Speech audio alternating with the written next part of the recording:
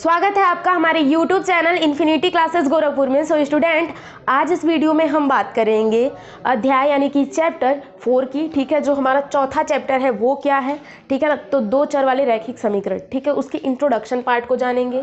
ठीक है, कि इसमें क्या चीज़ें हैं, क्या टॉपिक हैं, क्या पढ़ना है, कैसे पढ़ना है, क्या चीज़ें हैं, ठीक है ना।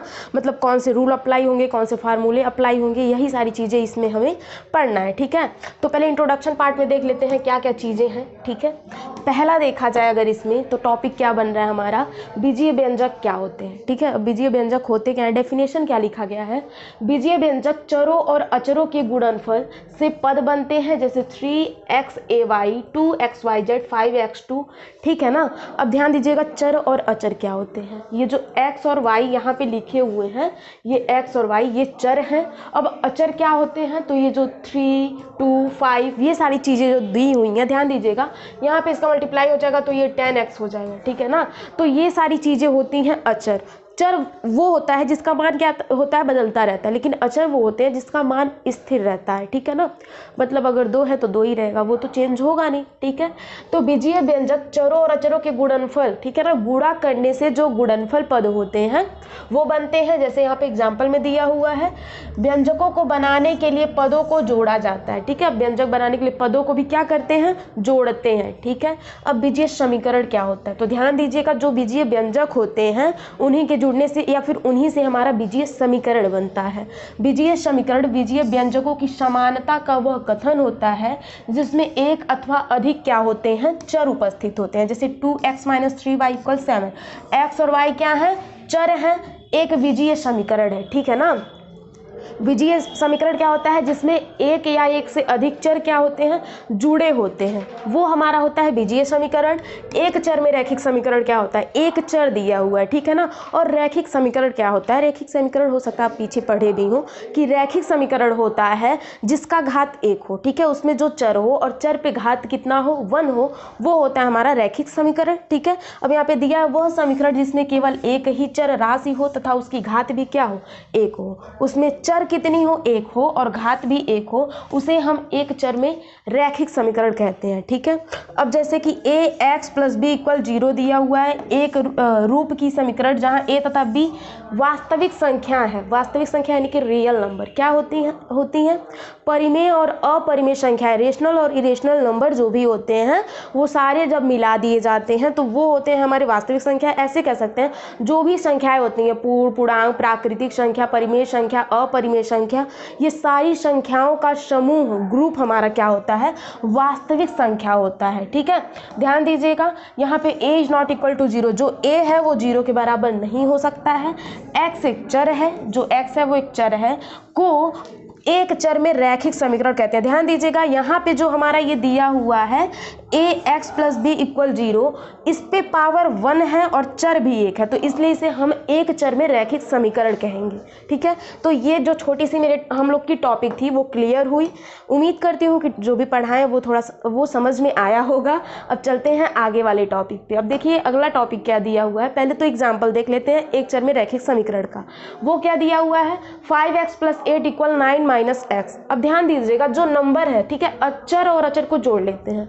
अब चर वाली संख्या कौन सी है, ये है, तो 5x को इधर करेंगे, ये 5x, ये माइनस में इधर जाएगा प्लस हो जाएगा, ये यहाँ पे 8 है, इधर जाएगा तो हो जाएगा -8। यहाँ पे 6x और 6x में से 9 में से 8 गया 1, तो x = आ जाएगा 1/6।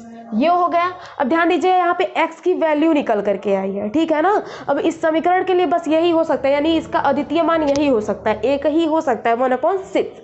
अब ध्यान अगर देखा जाए तो 6x है, 1 को इधर ले जाएंगे तो -1 = 0, इस पे पावर भी 1 है और चर भी है, चर भी एक ही है, तो इसे क्या कहेंगे, एक चर में रैखिक समीकरण कहेंगे। उसी तरह अगर सेकेंड वाला भी देखा जाए तो ध्यान दीजिएगा, t माइनस में उधर जाएगा तो पहले उसको ऐड करेंगे तो 4t हो जाएगा। ठीक है, और यहाँ पे 9 है, 9 - t है, ध्यान दीजिएगा t इधर आ जाएगा तो वो किस में आएगा, प्लस में, और यहाँ पे 9 है तो हो जाएगा 5t, और इधर लाएंगे हो जाएगा 9, या फिर अगर मान निकालें इसका तो t = हो जाएगा 9/5। ठीक है। तो यहाँ पे भी देखा जाए तो इस पे जो यहाँ पे चर है वो भी एक है और पावर यानी कि घात कितना है 1 है, तो हो जाएगा एक चर में रैखिक समीकरण। अब दो चरों में रैखिक समीकरण क्या होते हैं, ध्यान दीजिएगा, दो चर की बात कह रहा है तो वह समीकरण इक्वेशन जिसमें दो चर हो, एक्स वाई हो, एक्स जेड हो, वाई जेड हो, जिसमें दो चर हो, वो होते हैं हमारे दो चर में रैखिक समीकरण। डेफिनेशन पे आते हैं, वह समीकरण जिसको A X plus B Y plus C equal 0 के रूप में रखा जा सकता है, जहां ए बी सी वास्तविक संख्या यानी कि रियल नंबर है तथा a is not equal to 0 और b is not equal to 0, दो चरों एक्स और वाई में एक रैखिक समीकरण कहलाता है। समीकरण A X plus B Y plus C equal 0 में एक्स तथा वाई और ये मतलब एक्स और वाई दो ही चर तो यूज ही हुए हैं, तो ये दोनों क्या होते हैं, चर होते हैं। एक्स तथा वाई के मान सदैव वास्तविक होते हैं, ठीक है ना, वास्तविक रहेंगे और एक्स और वाई क्या है, हमारे चर हैं, ठीक है। ध्यान दीजिएगा, बस इतना जानिएगा कि दो चर में रैखिक समीकरण क्या होते हैं, जिसमें दो चर उपस्थित हों वो हमारा होता है दो चर वाले रैखिक समीकरण। और दूसरे तरीके से देख सकते हैं कि जो समीकरण A X plus B Y plus C equal 0 के रूप में लिखा हो वो हमारा होता है दो चर में रैखिक समीकरण, और जो हमारा ए एक्स प्लस बी इक्वल 0 के रूप में लिखा हो वो होता है एक चर में रैखिक समीकरण, ठीक है। अब थोड़ा ये भी देख लेते हैं, इसका एग्जाम्पल ये दिया हुआ है, ठीक है, दो चर यूज किए गए हैं एक्स वाई, ठीक है। अब देख लेते हैं यहाँ पे भाई क्या क्या चीजें होती हैं, ठीक है। तो आपको पता होगा जो गुणा करता है वो गुणांक होता है भाई। यहाँ पे ये ए एक्स का क्या होगा, गुणांक होगा, एक्स का गुणांक पूछा जाए तो ए होगा। अब यहाँ पे y का गुणांक पूछा जाए तो b होगा। x और y चर है, c हमारा क्या है, अचर है, क्योंकि इसका मान 2, 3, 4 इस तरीके से होता है, तो c अचर है, b और a क्या है, गुणांक है, a x का गुणांक है, b y का गुणांक है, x और y चर है, ठीक है। तो यहाँ तक जो टॉपिक था उसमें कुछ सारी चीज़ें जो भी थी क्लियर हुई। अब आ जाते हैं हम अपने नेक्स्ट टॉपिक पे। जो हमारा अगला टॉपिक है वो क्या दिया हुआ है, इसमें कहा जा रहा है रैखिक समीकरण का हल। भाई क्वेश्चन तो ऐसे ही आएंगे तो उसको हल कैसे करेंगे, ध्यान दीजिएगा। किसी रैखिक समीकरण में चर राशि का वह मान जिसे समीकरण में उस चर के स्थान पर रखने पर समीकरण संतुष्ट हो जाती है, अर्थात जिसे रखने पर समीकरण के दोनों पक्ष बायां अथवा दायां पक्ष बराबर हो जाते हैं, उसे समीकरण का हल कहते हैं। ध्यान दीजिएगा, यहाँ पे हाल हो गया जबकि यहाँ पे हल होगा, ठीक है, यहाँ पे मिस्टेक हो गया है, तो ध्यान दीजिएगा। अब यहाँ पे कह रहा ना कि रैखिक समीकरण को हल कैसे करेंगे, तो जो रैखिक समीकरण होता है x की कुछ ऐसी वैल्यू होगी जिसे रखने पर दायां और बायां पक्ष दोनों इक्वल हो जाएंगे, तो वो रैखिक समीकरण का हल कहलाएगा। Suppose that x plus 2 equal, अगर हमारे पास 2 है, ठीक है, हम क्या करेंगे, यहाँ पे x की वैल्यू अगर 2 लेते हैं, सॉरी यहाँ पे 4 लेते हैं, ठीक है, अगर x की वैल्यू 2 लेते हैं तो 2 प्लस 2 यहाँ पे 4 है, यहाँ पे 4 आ जाएगा, यानी कि बायां और दायां पक्ष बराबर हो गया ना, इक्वल हो गया ना। तो इसी तरीके से रैखिक समीकरण जो रहेंगे उसको हल किया जाएगा, ठीक है। अब आते हैं सेकेंड वाले पे, यानी कि उसके सेकेंड टॉपिक पे। एक चर वाले रैखिक समीकरण का हल क्या होता है, किसी रैखिक समीकरण में चर राशि माना x, चर राशि भाई x और y तो होते हैं, का वह मान जो कि चर x में दिए गए समीकरण को संतुष्ट करता है, समीकरण का हल कहलाता है। मान लीजिए अगर जो x का मान है, मान लेते हैं कहीं कहीं x की वैल्यू भी दी रहती है, 2 दे दी है और कुछ इक्वेशन दे दिया है, अगर x का मान वहाँ पे रखने पर दोनों पक्ष बराबर हो जाते हैं तो वो उसका हल होगा भाई, वो उसका हल होगा, जो x की वैल्यू दी रहेगी वो उसका हल होगा। यहाँ पे अगर देखा जाए तो हमने एक एग्जाम्पल लिया है, रैखिक समीकरण 3x + 5 = 0 का हल -5/3 है। अब भाई रख करके देख लेते हैं कि नहीं, x की जगह क्या रखेंगे, -5/3 रखेंगे ना, तो 3 इंटू हो जाएगा -5/3 + 5 = 0, तो 3 से 3 कैंसिल, -5 + 5 = 0, तो 0 = 0।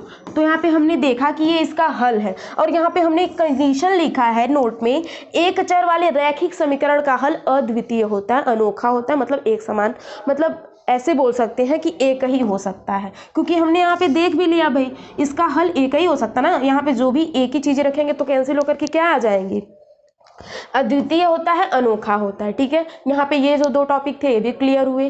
क्या था यहाँ पे, किसी रैखिक समीकरण में चर राशि का वह मान जो x y होंगे उसका वह मान जिसे उस समीकरण में रखने पर समीकरण संतुष्ट हो जाती है, यानी कि बायां और दायां पक्ष दोनों बराबर हो जाते हैं, तो वो हमारा समीकरण का क्या कहलाएगा, हल कहलाएगा। उसी तरह ये सेकेंड वाला भी था, एक चर वाले रैखिक समीकरण का हल।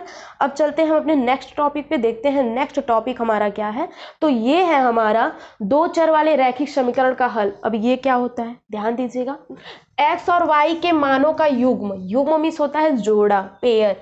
समीकरण ax plus B Y plus C equal 0, a is not equal to 0, b is not equal to 0 को संतुष्ट करता है, रैखिक समीकरण का हल कहलाता है। समीकरण के हल को क्रमित युग्म में x y के रूप में लिखते हैं। ठीक है, यानी कि x और y की जो वैल्यू रहती है उसको, जैसे कि x अगर 2 है तो यहाँ पे लिखेंगे और y अगर 3 है तो इस तरीके से लिखेंगे, इस प्रकार लिखेंगे। ठीक है, क्रमित युग्म में क्रम के अनुसार लिखेंगे। अब ध्यान दीजिएगा, x और y के मानों का युग्म जो समीकरण ax plus B Y plus सी इक्वल 0 को संतुष्ट करता हो, x और y के जो मान होंगे, ठीक है ना, उसको इस समीकरण में रखने पर अगर दायां और बायां पक्ष बराबर हो जाता है हमारा, तो वो क्या होगा, दो चर वाले रैखिक समीकरण का हल होगा। जब आप क्वेश्चन सॉल्व करेंगे तो आपको भली भांति ही अच्छे तरीके से समझ में आएगा। अभी तो डेफिनेशन चल रहा है, समझ रहे हैं एक तरह से। रैखिक समीकरण 3x प्लस 2y इक्वल 14। अब इसके हल क्या हो सकते हैं, 2 3 से अलग भी हो, मतलब ज़्यादा भी हो सकते हैं, इसीलिए हमने कंडीशन में लिखा है, अपरिमित हो सकते हैं, निश्चित नहीं है इसका मान कितना होगा, इसका मान 2 3 4 भी हो सकता है, इसीलिए लिख दिया मैंने कि दो चर वाले रैखिक समीकरण के अपरिमित रूप से अनेक हल हो सकते हैं। ठीक है, अब यहाँ पे हमने देखा 3x प्लस 2y इक्वल 14, इसका एक यहाँ मान आ रहा है, यहाँ आ रहा है, यहाँ आ रहा है, एक को रख करके चेक करते हैं। ठीक है, 3x plus 2y equal 14, first वाला रखते हैं तो x की वैल्यू यहाँ पे 0 दी हुई है और y की वैल्यू 7 दी हुई है। 3 इंटू 0 प्लस 2 इंटू 7 इक्वल 14 है, ये 0 आ जाएगा और ये हो गया 14 और ये 14, 14 14 इक्वल हो गए, यानी कि बायां पक्ष दायां पक्ष के बराबर हो गया। ठीक है, यानी कि ये क्या करेगा, दो चर वाले रैखिक समीकरण, दो चर वाला रैखिक समीकरण ये जो दिया हुआ है उसको संतुष्ट करेगा।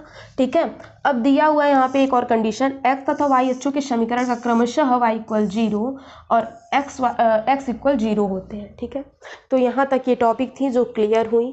ठीक है, अब इसके जो भी अध्याय दिए हुए हैं 4.1 4.2 उसको हम लोग सॉल्व करेंगे। ठीक है, ये जो भी टॉपिक हमने बताया उम्मीद करती हूँ समझ आया होगा। अगर समझ में नहीं आया है तो कमेंट बॉक्स में एक बार कमेंट कर दीजिएगा। जिस भी टॉपिक से कोई भी डाउट हो एक बार कमेंट कर दीजिएगा।